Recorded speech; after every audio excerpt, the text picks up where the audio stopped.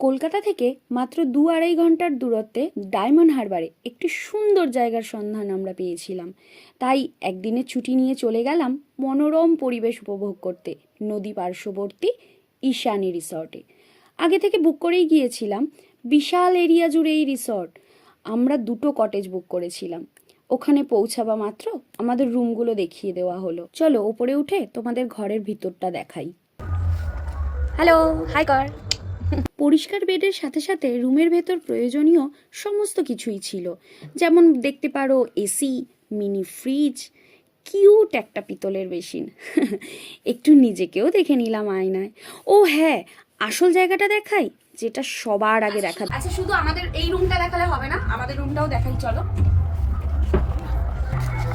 যেটা ক্যামেরায় দেখা যায় না সেটা চোখে দেখা যায়, মানে বিশাল এরিয়া নিয়ে যায়। যারা দেখবে ভিডিওটা পারলে এসো, ভীষণ মনটা ভালো হয়ে যাবে।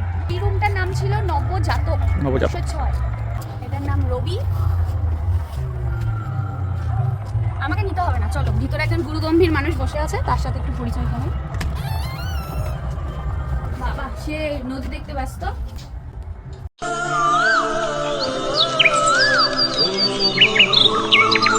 রিসর্টের ভিতরে পুরানো একটি মনসাতলা আছে, আর তা ঘিরে অনেক কাহিনীও আছে, যা আমরা সেখানকার পুরোহিতের থেকেই জানতে পেরেছি। এই যে ছোট্ট ছানাটা নিজের পেট ভরাতে ব্যস্ত, আমারও খিদে পেয়ে গেল। তবে তার আগে এই জায়গাটা একবার একটু দেখে নাও। গাছের ছায়ায় বসে নিশ্চিন্তে হারিয়ে যাওয়া যায়। ঠিক এর পাশেই ব্যাংকুয়েট হল রয়েছে। আর দেখো, এই জায়গাটা হলো রিসর্টের আরেকটা ইন্টারেস্টিং পার্ট। এই যে ছোট্ট জলাশয়টা দেখছো এখানে, তোমরা চাইলে মাছ ধরতেও পারো ছিপ দিয়ে বা জাল ফেলে। আমরা যাচ্ছি এবার লাঞ্চ করতে। ঘোরাঘুরির পর চলে গেলাম মারপিট করতে থাকা পেটটাকে শান্ত করাতে।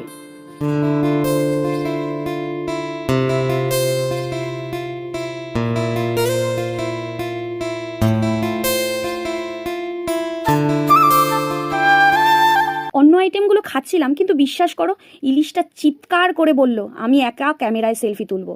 আবার পাশের প্লেট থেকে কালিয়ার কাতলাটাও বলল ইলিশকে সমস্ত প্রায়োরিটি দিও না, আমার দিকেও একটু ক্যামেরাটা ঘোরাও। কেউ যদি রেস্টুরেন্ট এরিয়াতে গিয়ে খেতে না চাও, তার জন্য খুব সুন্দরভাবে রুম সার্ভিসও পেয়ে যাবে।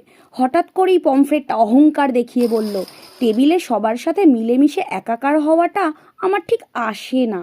সব কিছু তো হলো, এদিকে নদী আবার ডাকছিল, তাই চটপট বেরিয়ে পড়লাম নদীর ডাকে সাড়া দিতে। আর নদীর পাড়ে এসেছি যখন, রিলস করব না, রিলসও করে নিলাম, একটু ডান্স করলাম, আর সঙ্গে করলাম সিনেমাটিক শট। অন্ধকার হয়ে গেছে, এবার তোমাদেরকে একটু ভিউটা দেখাই। দেখো কি অপূর্ব লাগছে, যেহেতু জায়গাটা অনেক বড় তো সেই কারণে এরকম সারা রিসর্ট জুড়ে এরকম বিভিন্ন রকমের লাইট দিয়ে পুরো সাজানো। তোমরা নিজেরাই চোখে দেখে নাও একবার, অপূর্ব লাগছে চারিদিকটা। যেতে যেতে বলি, এই যে দেখতে পাচ্ছ এই রুমগুলো, এগুলো যাদের এগুলো মানে 4 জন থাকতে পারবে।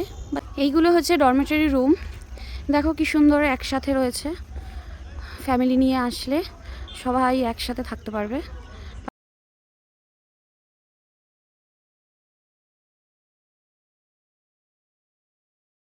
বাচ্চারা এসে কিন্তু এখানে একটুও বোর হবে না, ওদের জন্য ব্যবস্থা রয়েছে ভরপুর। আমি বাচ্চা নেই, কিন্তু কি করব বলো তো।